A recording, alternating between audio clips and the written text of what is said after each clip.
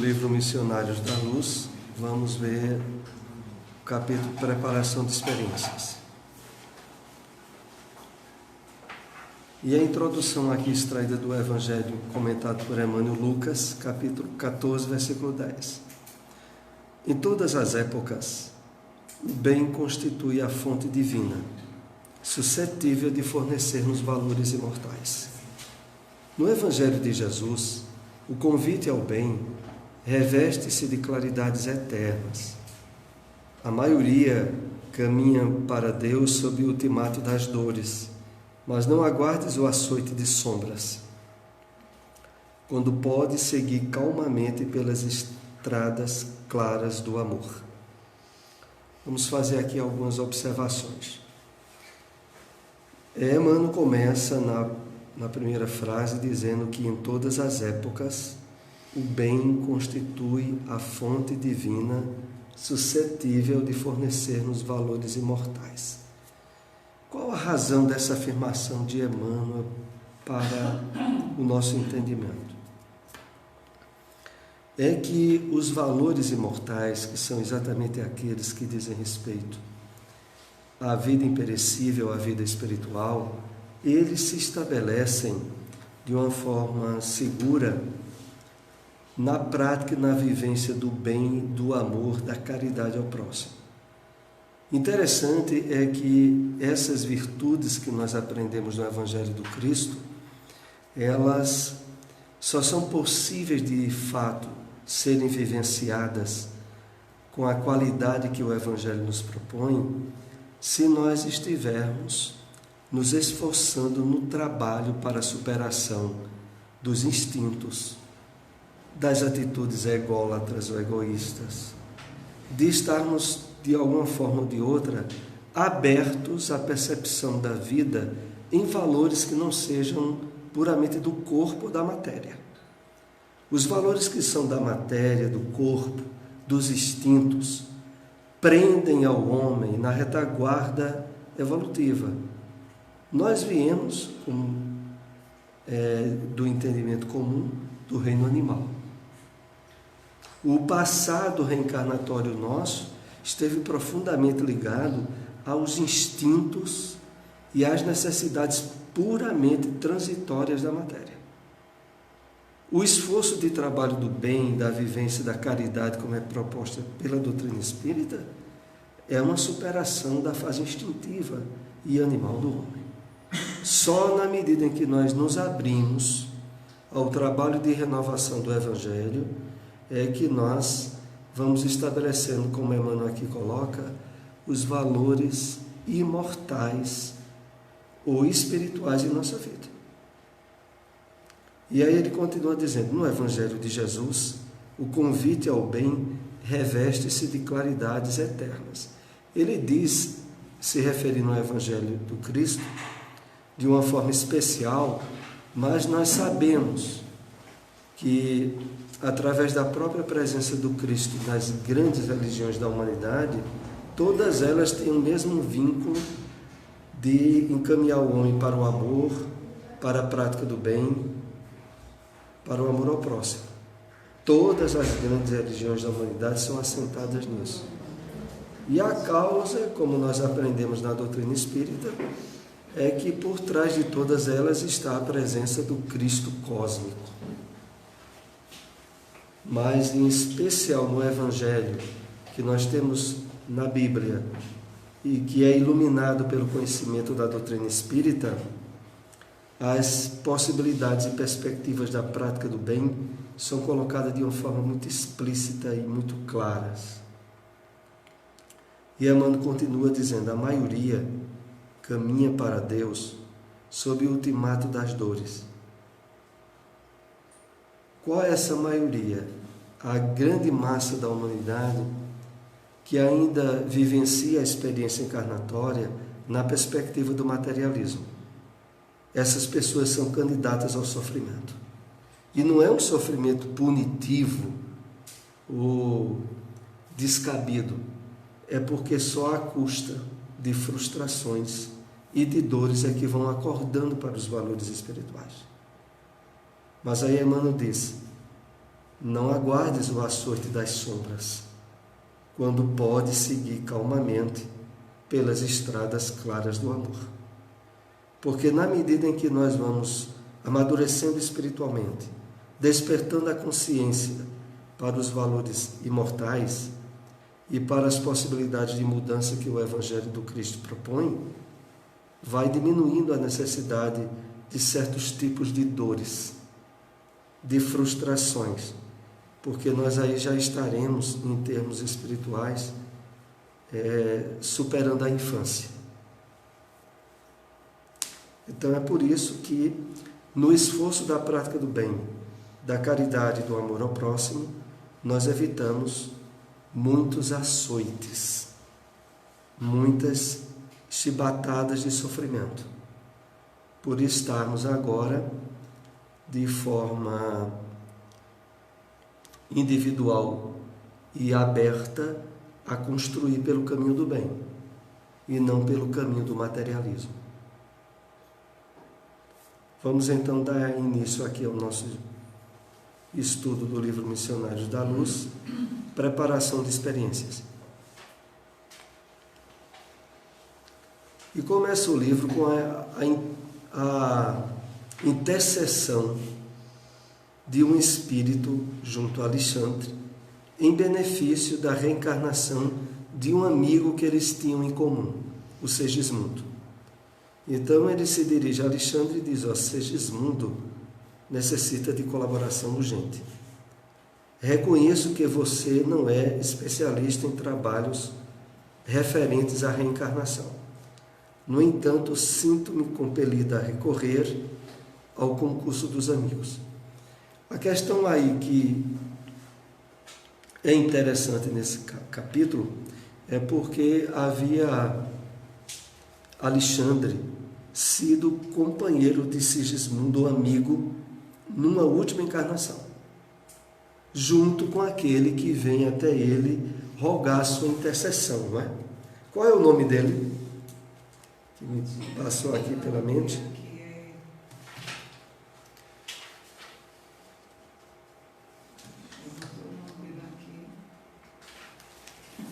Muito bem. Daqui a pouco vocês me dizem.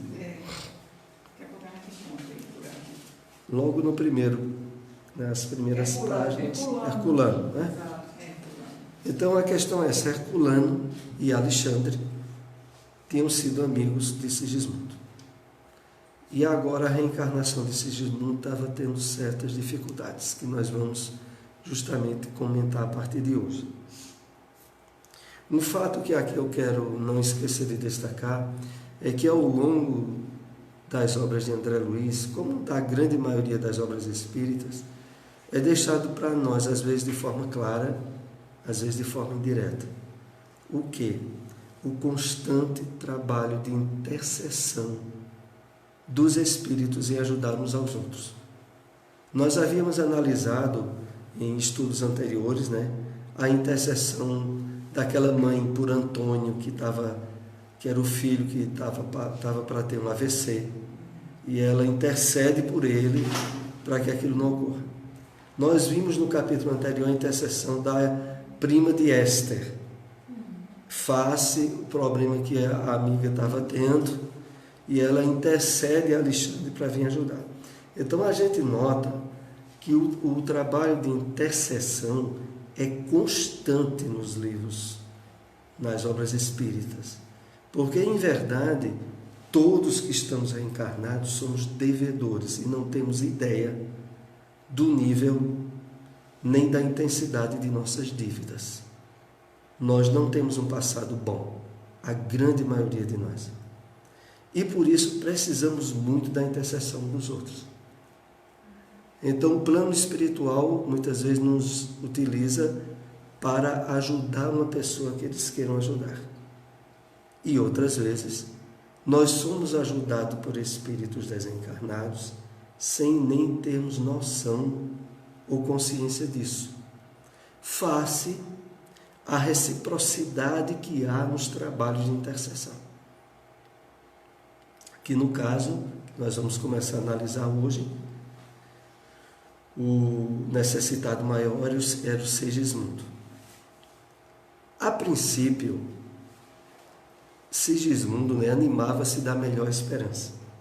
Agora, porém, que o rival antigo lhe oferece pensamentos de ódio e ciúme, olvidando compromissos assumidos em nossa esfera de ação, sente-se novamente desventurado e sem forças para reparar o mal. Olha, eu percebi um fato curioso nessa nova leitura que eu fiz desse livro, pelo seguinte: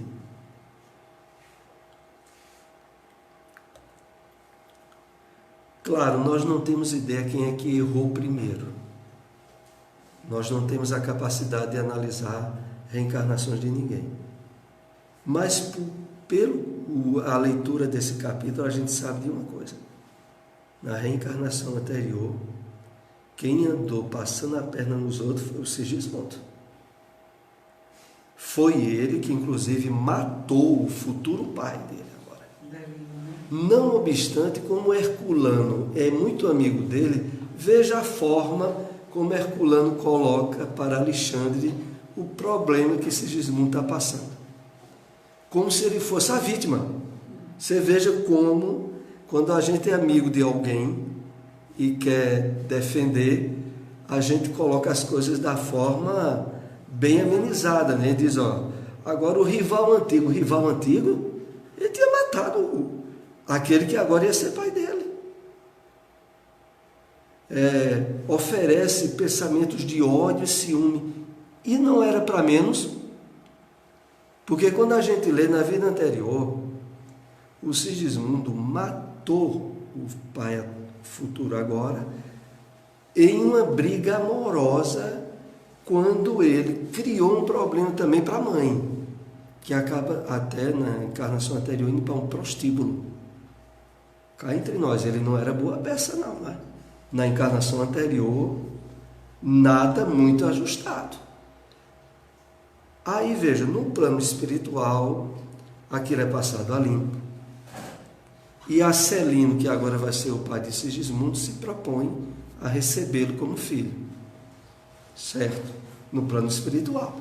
Mas quando se está reencarnado e se esquece totalmente os compromissos espirituais, isso é para qualquer um de nós, porque a lição que eles passam aqui é para a gente poder aplicar na vida nossa. A história é outra quando a gente está reencarnado. E imagine, a questão maior é que a problemática que depois a gente vai analisar se dá sobretudo à noite, quando eles estão dormindo, né? Acelino, o pai e a mãe estão dormindo e há uma tentativa de aproximação do espírito de Sigismundo. Justamente porque, vejam, à noite quando a gente vai dormir, nós mergulhamos no inconsciente. E esse mergulho no inconsciente pode abranger vidas passadas. Qual era a sensação que o pai dele tinha quando ele se aproximava, o futuro pai dele? Se esse passado emergia, era de repulsa e de medo e de ciúmes. Então a gente começa a ver, assim, por outro lado, e esse lado que eu estou comentando com vocês eu só vi agora. Eu já li esse livro algumas vezes, mas eu passava por cima disso aqui, não analisava muito. Porque, aliás, quando a gente faz uma leitura rápida, a gente defende o Sigismundo, né? De imediato. O coitado, prometeram que ele ia reencarnar, e agora, quando ele vai reencarnar, há toda uma problemática. Mas o coitado agora, né? Então, era isso que eu queria. Inclusive, quando Herculano diz aqui, esquecendo compromissos assumidos em nossa esfera de ação, sente-se novamente desventurado e sem forças para reparar o mal. Está nesse final se referindo ao Sigismundo, que está se sentindo agora enfraquecido face às dificuldades vibratórias que o futuro pai oferece. Continuemos. Comecei mais adiante um pouco a meditar na possibilidade de contribuir no caso que se me deparava, esse André Luiz dizendo. Nunca tivera a oportunidade de acompanhar de perto um processo de reencarnação. estudando os ascendentes espirituais nas questões da embriologia. Opa, e aí tem um ponto que é preciso a gente pensar sobre o que está sendo dito para recolher realmente a lição. Vejam só. André Luiz diz que nunca tiveram oportunidade de acompanhar de perto o processo de reencarnação, estudando os ascendentes espirituais nas questões da embriologia. Como é então a situação? É que, de fato, na reencarnação, há uma espécie de determinismo proveniente do passado do espírito, não é exatamente dos pais em si, em termos de contribuição genética. A preponderância dos fatores genéticos que os pais oferecem vão ter um peso dependendo da sintonia com o passado daquele espírito. Se aquele espírito não tiver determinadas necessidades kármicas em termos até de doenças, de problemáticas, mesmo que os pais, geneticamente falando, tenham fraquezas nessa área, o que vai preponderar vai ser a influência do espírito. Assim como também muitas vezes ocorre o contrário. Pais novos e sadios, sem haver inclusive ascendentes hereditários de doenças graves, têm um filho com uma problemática grave. Às vezes uma síndrome de Down, um problema assim. Por quê? Porque os fatores de ascendência espiritual daquele espírito preponderaram sobre os fatores genéticos oferecidos pelos pais. Em resumo, nós somos filhos de nós mesmos. Sobretudo, somos herdeiros de nós mesmos. As questões, principalmente na área de hereditariedade, preponderam fundamentalmente o espírito e não as possibilidades físicas que os pais ofereceram. Longe estava de pensar no mundo, na multiplicidade de tarefas atribuídas aos benfeitores e missionários desencarnados. A extensão do serviço em nosso campo de ação assombraria qualquer mortal. Eu separei essa parte porque existe, não poucas vezes, ideias de que o que é que a gente vai ficar fazendo tanto no mundo espiritual, quando aqui na Terra teria tanta coisa para fazer. E na verdade, como André Luiz aqui lembra, muito mais coisa para fazer tem no mundo espiritual. Em termos de atividades, ele diz aqui, a extensão do serviço em nosso campo de ação assombraria qualquer mortal. Então, os espíritos, sobretudo quando atingem um nível de maturidade, de possibilidades de trabalho no plano espiritual, têm atividades muito mais numerosas do que nós durante a encarnação. Então, ninguém pense que vai haver facilidade de ficar descansando muitas horas, repousando em termos de trabalho ou atividade espiritual depois da desencarnação, porque há muitas atividades. É claro que, para aqueles espíritos que entram no plano espiritual, desequilibrados, doentes, viciados, etc., vão dar muito trabalho aos outros. Mas aqueles que têm condições, em termos de equilíbrio e de harmonia, vão ter muita atividade intercessória, sobretudo como nós temos visto aqui, e atividades múltiplas que a gente tem nem ideia. Porque, como André Luiz diz, é de assombrar a quantidade de atividades que eles têm lá. Então, Adelino e Raquel são os protagonistas, são os personagens, são os atores culminantes de dolorosa tragédia, ocorrida ao tempo de minha última peregrinação pela crosta. Alexandre dizendo: em seguida a uma paixão desvairada, Adelino foi a vítima de homicídio, Segismundo do crime e Raquel do prostíbulo. É interessante, aqui eu volto a enfatizar com vocês o que eu estava compartilhando. Vejam, até Alexandre, na linguagem que Alexandre coloca, ele defende o Segismundo, né? Porque, veja, ele bota que Segismundo foi vítima do crime. Não diz que ele foi o criminoso. Na verdade, a gente sabe que o criminoso é vítima do crime. Mas a gente sabe que esse tipo de linguagem a gente só usaria se estivesse defendendo o criminoso, né? Porque diz assim: em seguida a uma paixão desvairada, Adelino foi a vítima de homicídio. Né? Sigismundo, está aqui entre aspas, vítima do crime. E Raquel do prostíbulo. Cada foi vítima De uma complicação. Agora, o autor principal da complicação, o nosso amiguinho Sigismundo, que agora estava tendo essas dificuldades para reencarnar. É muito comum, em casos que a gente lê nas obras de André Luiz, a situação onde um espírito que assassina outro, ou que tira o corpo físico de outro, ele ser o pai daquele que ele tirou o corpo. Isso é o mais comum. Porque ele se torna devedor, até em termos de lógica, do corpo físico que ele tirou daquele espírito, né? Mas nesse caso, Adelino é o contrário. Adelino foi morto por Sigismundo. E na proposta, que é claro, ele concordou no plano espiritual, ele seria pai de Sigismundo.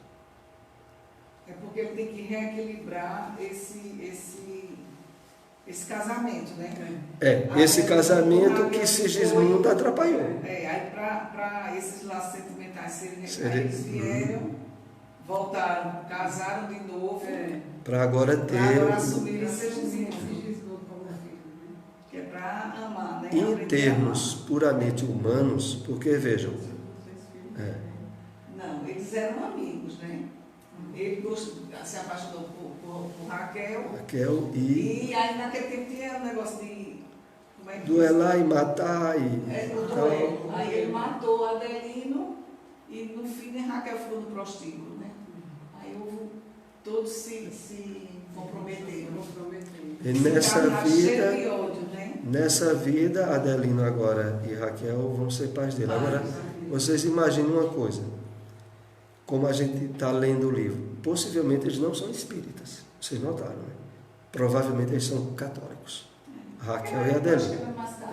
A maioria desses casos a gente vê que, porque quando é espírita isso é identificado, pelo menos no momento em que o Sigismundo está reencarnando, é uma família católica, provável. E aí vocês imaginem que, em termos de experiência do passado, provavelmente, vez ou outra, sobretudo quando for passando a primeira infância, porque na primeira infância, o próprio fato da idade, da ingenuidade e da carência do filho pequeno estimula afeto e amorosidade dos pais. Mas vocês podem imaginar que depois da primeira infância, o Adelino vai ter alguns pensamentos bem chocantes em relação ao filho, né? Que dependendo de como esse filho fosse desenvolvendo, claro, esse relacionamento será amenizado. Mas o que eu quero chamar aqui a atenção é que não poucas vezes, grandes conflitos familiares, as chamadas antipatias espontâneas. Porque veja, Raquel e Adelino já tinham um filho. O Sigismundo ia ser o segundo filho. Será muito mais fácil o pai o Adelino ser bem simpático ao primeiro filho e não engolir muito direitinho o segundo. Vai depender de como as coisas transcorrerem. Mas eu quero lembrar vocês esses fatores que sempre preponderam dentro de nós, que são as incursões do inconsciente, sobretudo quando a pessoa não está espiritualizada. E também, claro, os próprios fatores do outro espírito. Porque vocês já imaginaram que no caso do Sigismundo, ele pode, inclusive isso é muito estudado em psicologia, despertar um certo afeto diferente pela mãe? A mãe dele já teve no passado dele, né? Recente. Em psicologia se estuda muito isso, a paixão entre pai e filha e entre filho e mãe, porque vez ou outra ocorre. E as causas são reencarnatórias. Todas as vezes que isso se dá, e vocês podem ter ideia que isso é um problema que não é tão raro não. Um certo afeto diferenciado, não que vá gerar um incesto, mas vocês podem ter certeza que há muitos problemas de ordem familiar, onde a mãe se identifica com o filho, em um afeto que quando olha o marido está enciumado, e pode se gerar, dependendo de como for o desenvolvimento do relacionamento, surgem problemas. E a gente sabe que tem tudo a ver com a questão, sobretudo, das últimas encarnações, como era o caso aqui do Sigismundo. É claro que para as famílias espíritas, que de fato estejam envolvidas na vivência do espiritismo, tudo será resolvido da melhor forma possível. Mas para as famílias que encaram a existência do ponto de vista materialista, às vezes as situações se complicam muito nas questões de relacionamento familiar devido a isso. A influência da encarnação anterior sobre os personagens que agora estão dentro de casa.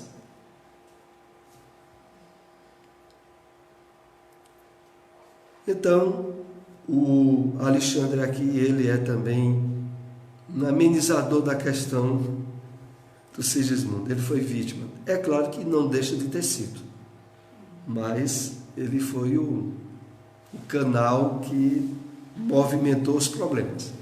Mais tarde, por intercessão de amigos redimidos, os antigos cônjuges obtiveram à volta o corpo físico, a fim de santificarem os laços sentimentais e se reaproximarem dos antigos adversários.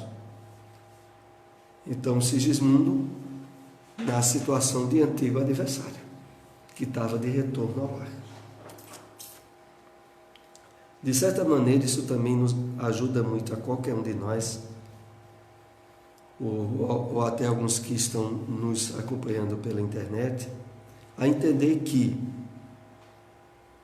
antipatias, conflitos dentro da família, entre irmãos, entre pai e mãe, entre mãe e filho, etc., sempre podem ser mais facilmente superados se a pessoa trabalhar bem o entendimento da reencarnação como o Espiritismo coloca. Porque quando não há esse entendimento, vocês sabem o que é que normalmente ocorre? Revolta. Porque não são poucas vezes que os casais têm 2, 3 filhos, têm preferência por um ou por outro, e tem outro que se sente ovelha negra e que se sente revoltado. Quando se tem a compreensão da reencarnação e da vida espiritual, tudo pode ser trabalhado e superado de uma forma branda. Mas e quando não se tem? E as preferências ocorrem no dia a dia, na vida familiar. Problema. À luz do Espiritismo, o entendimento da reencarnação ajuda demais. Porque sempre aquele que agora está sendo vítima, ele pode refletir de que, possivelmente, Ele agora está sendo vítima, mas ele não tem ideia da bagaceira que ele pode ter feito no passado, dos pais ou daquele irmão que tem uma preferência em relação a ele. E já que ele não sabe, e ele tem um conhecimento reencarnatório, que ele sempre se sinta que agora ele está em resgate. E não porque ele foi uma peça muito boa e agora estaria sofrendo injustamente preferências e problemas dentro de casa. Não se quer com isso justificar de maneira nenhuma atitudes injustas e desequilibradas causadas por um pai ou por uma mãe. Mas quando se tem um entendimento da reencarnação, tudo se ameniza. Mas quando não se tem, os problemas ganham uma intensidade muito grande. Então é isso. Como acontece quase sempre, os heróis da promessa fraquejam na realização, porque se apegam muito mais aos próprios desejos, que é a compreensão da vontade divina. De posse dos bens da vida física, nega-se Adelino a perdoar, recapitulando erradamente as lições do passado.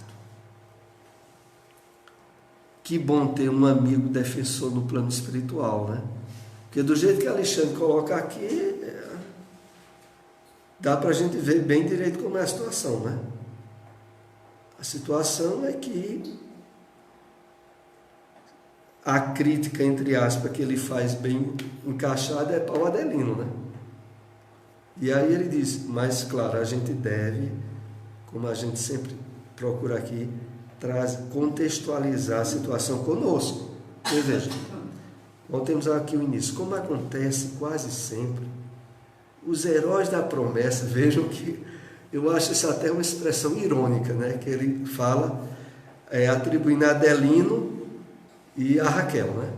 Fraquejam na realização, porque se apegam muito mais aos próprios desejos que a compreensão da vontade divina. Interessante nesse ponto, vocês vejam como é a coisa, é que quando a gente não tem uma atitude justa e equilibrada em relação às coisas, a gente sempre erra. Porque quando eu li aqui com mais atenção, quando diz assim, vê só, os heróis da promessa fraquejam. Alexandre exagerou.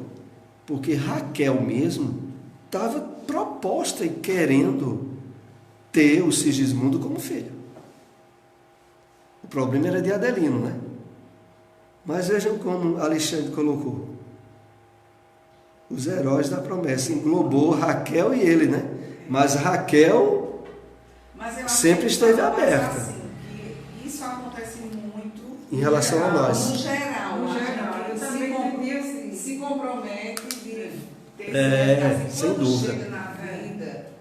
Aí você esquece, a história é outra. Esquecer as promessas. Aí você começa a se envolver com a matéria e não aceita aquilo. Isso é comum a muita gente. A muita gente. Eu acho que exatamente. Nesse sentido, vejam, nesse sentido de ser comum a muita gente, e isso não poderia ser passado como reprimenda, em especial para eles, né?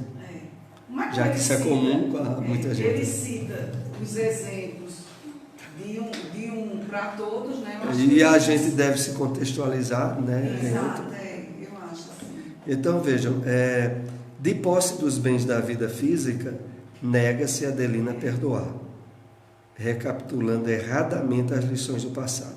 Opa! Olha aí outra vez o ponto que eu estava chamando a atenção a vocês. Está certo que Adelina estava errado em negar-se a perdoar.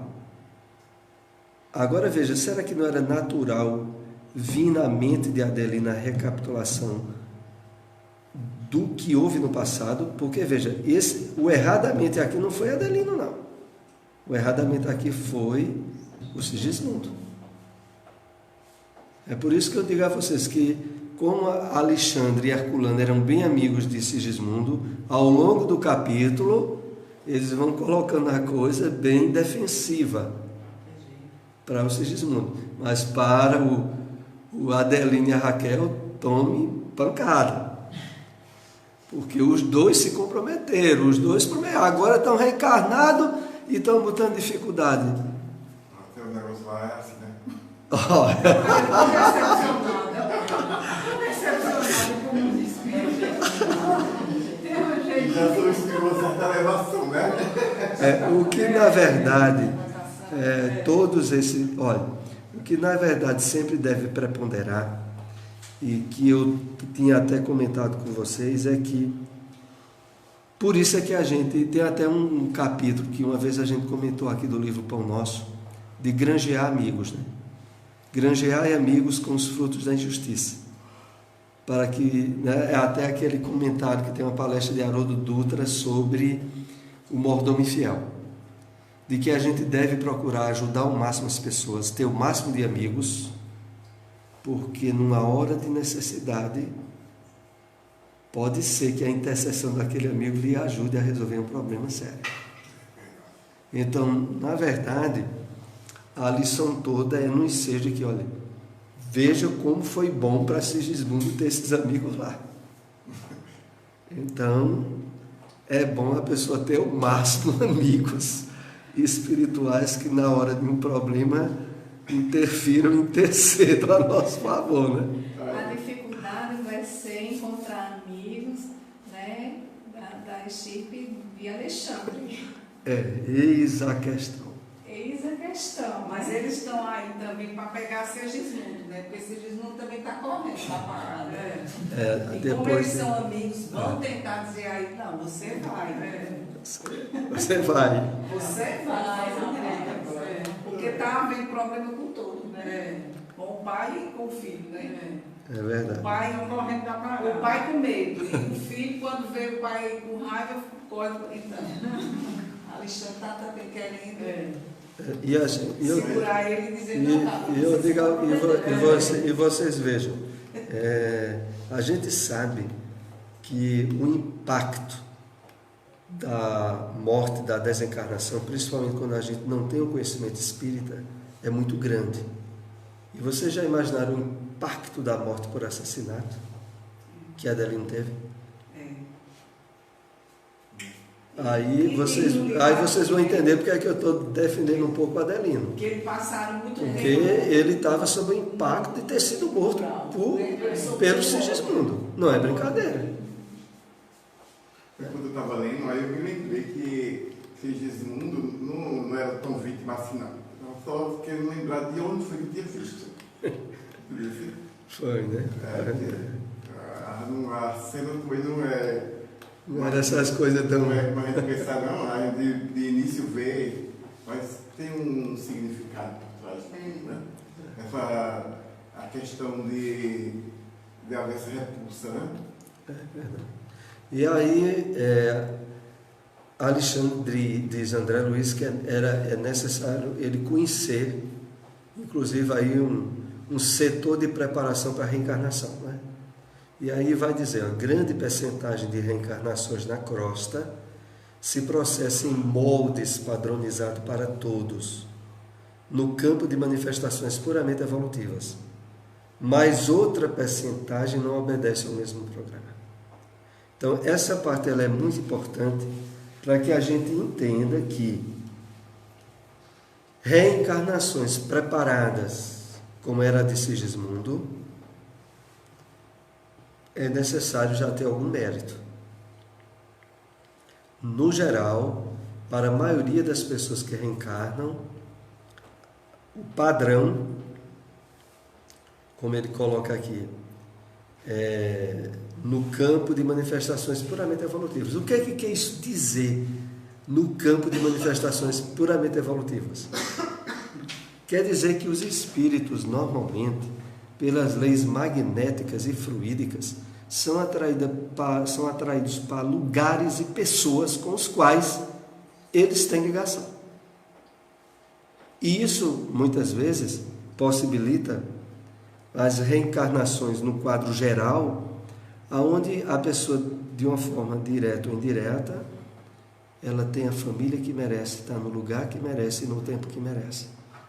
E muitas vezes ela não pôde escolher usando o livre-arbítrio para isso. Ela acabou sendo envolvida por esse campo de natureza puramente evolutiva e foi para onde tinha que ir. Para se envolver com os espíritos com os quais já tinha se envolvido e para provas, situações e limitações orgânicas que teria necessidade de passar. É porque aí mais adiante a gente vai analisar os espíritos que já atingiram certa maturidade evolutiva que podem participar em termos de indicação e do uso do livre-arbítrio na ação de escolher determinadas provas ou o parcelamento dessas provas, dependendo da maturidade com a qual ele pode agora lidar. É como, fazendo aqui uma comparação bem rasteira, quando a gente está nas séries primárias ou básicas da escola, os nossos pais escolhem a escola, determinam que a gente vá, e tem que ser daquele modo. Quando se atinge uma idade, por exemplo, de cursar uma faculdade, aí o aluno, normalmente, ele já tem a opção de parcelar matérias, dizer, não, eu quero pagar essas matérias agora, essas outras vai ser depois. Mas por que ele tem esse direito? Porque ele já atingiu maturidade para poder exercer. É a mesma coisa em relação à reencarnação. Os espíritos que participam em termos de escolha sobre questões de prova, família e dificuldades que vão passar, que já atingiram maturidade para fazer as escolhas com êxito. Aqueles que ainda não atingiram a maturidade, aí pode baixar a crista, porque vai do jeito que tem que ir. Porque aí o que vai regular é a lei. Amiguinho que dê jeito. Vai ser a lei, tchau. Então, grande percentagem de reencarnações na crosta se processa em modos padronizados para todos. Então, para a maioria, é a lei. É as sintonias vibratórias e magnéticas.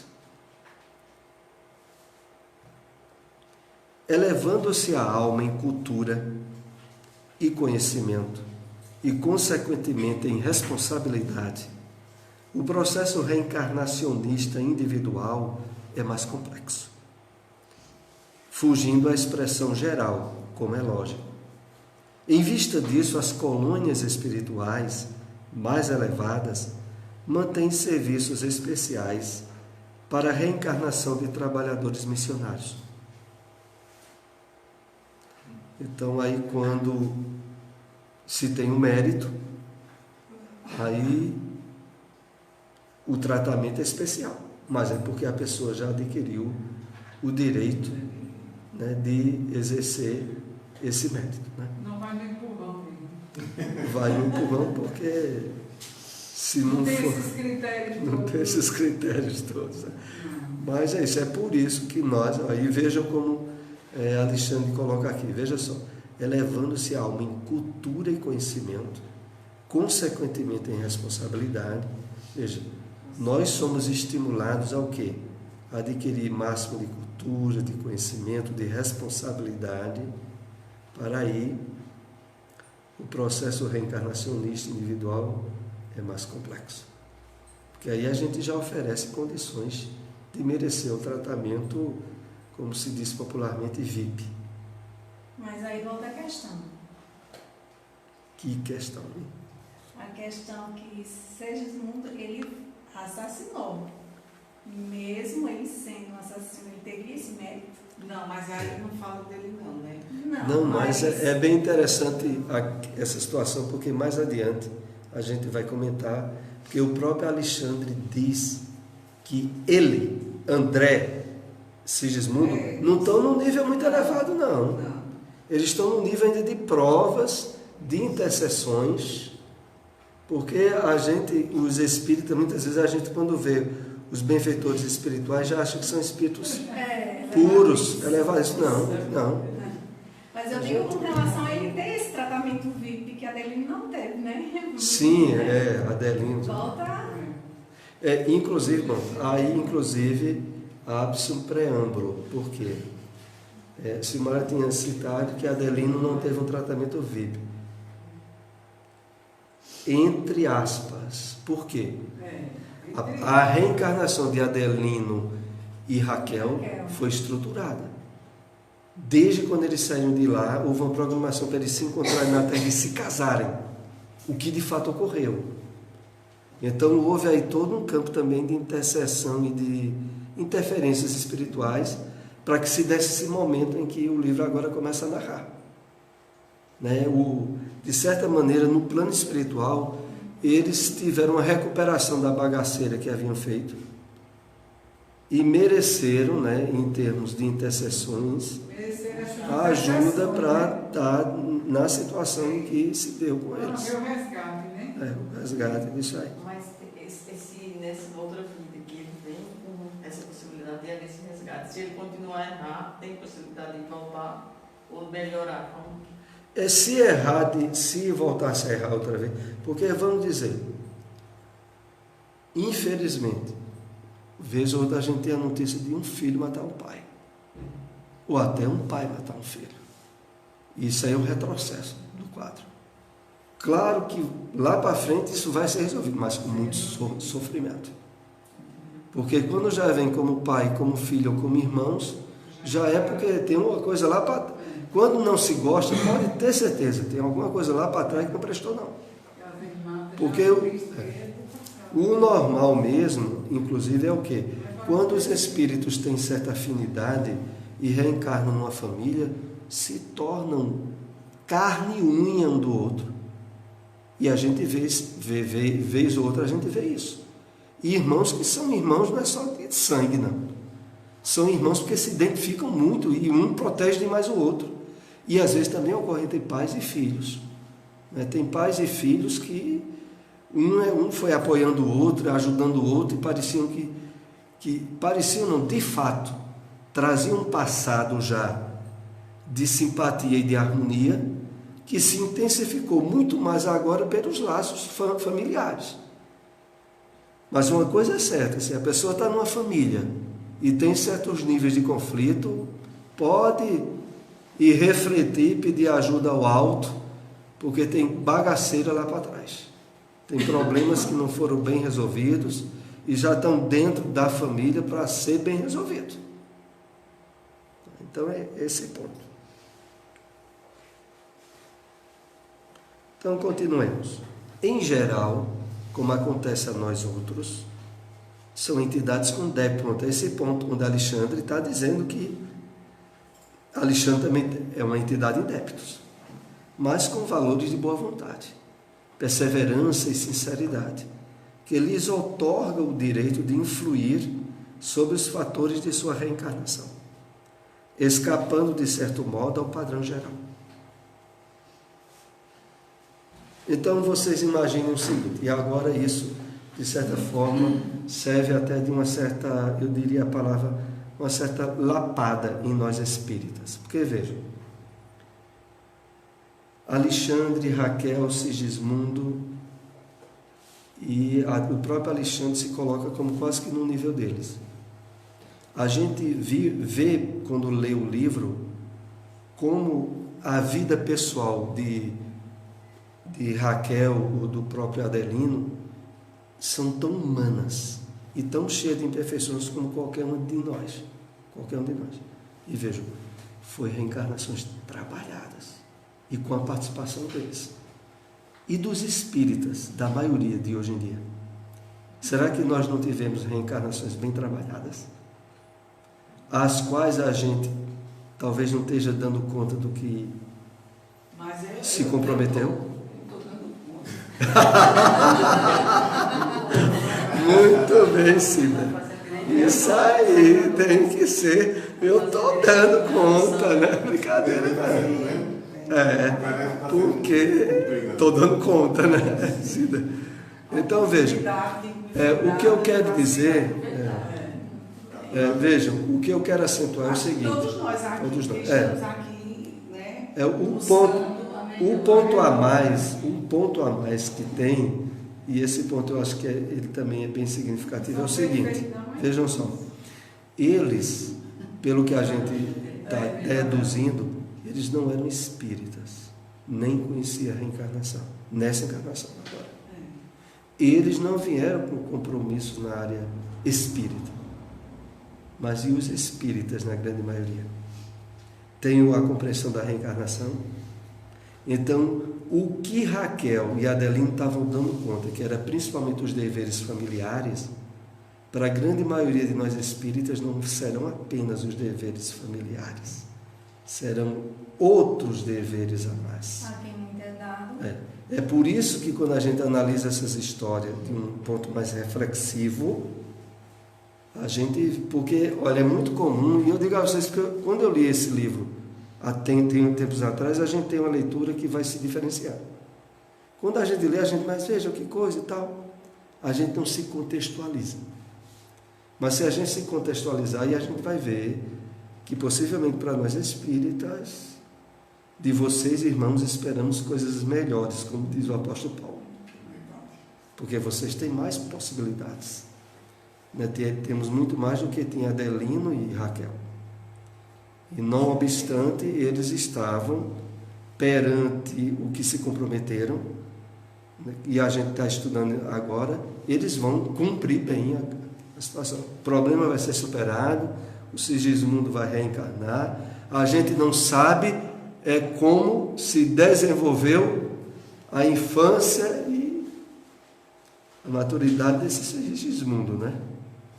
Porque era uma família que ia ter algumas coisinhas aí, resolvendo já agora durante a encarnação.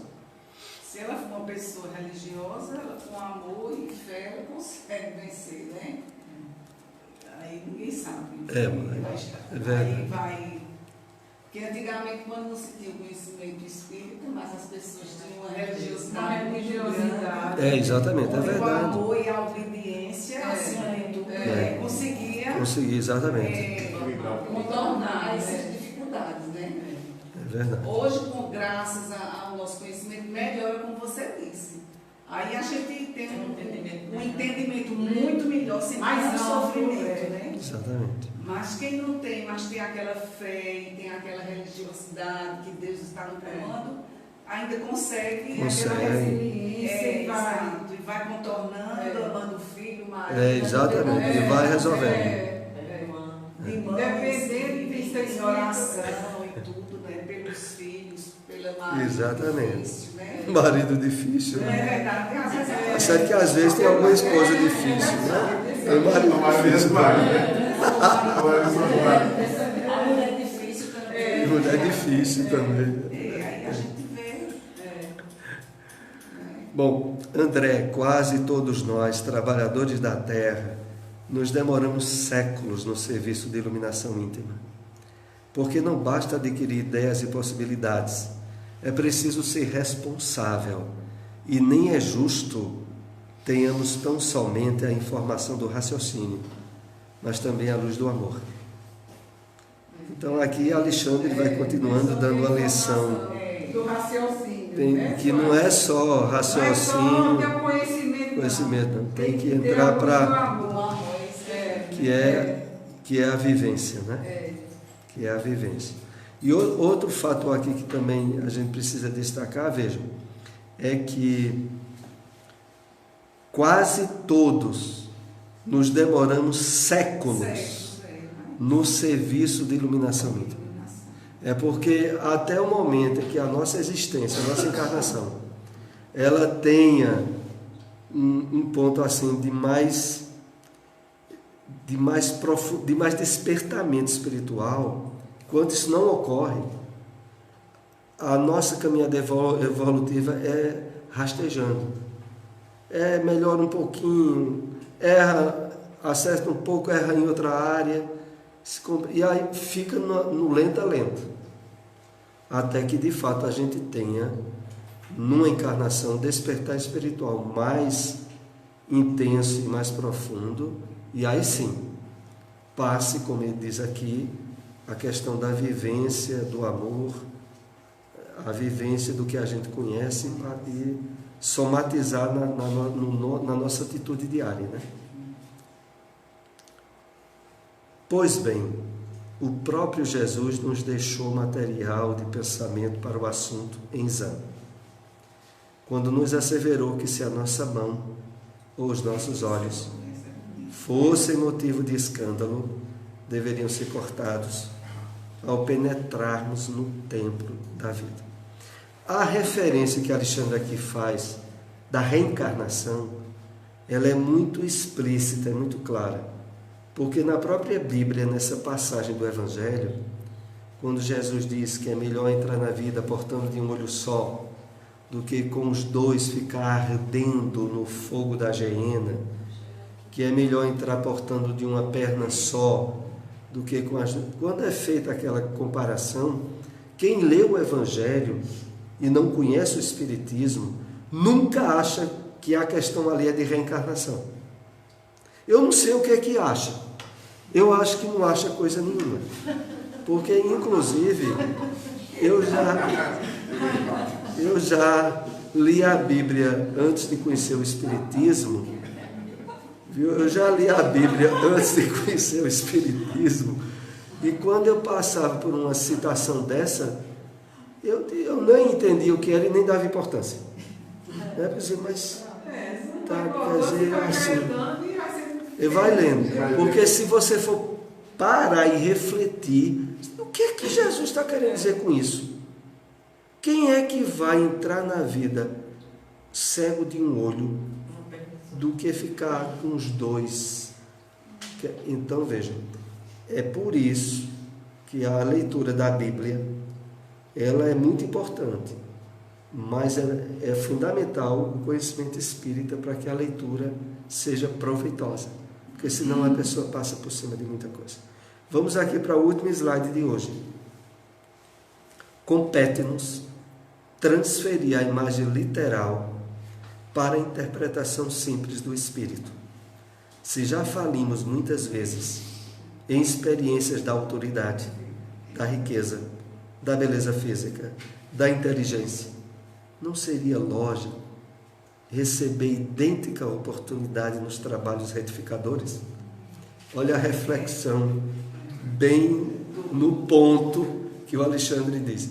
Porque a questão da citação do Cristo, ela tem muitos aspectos.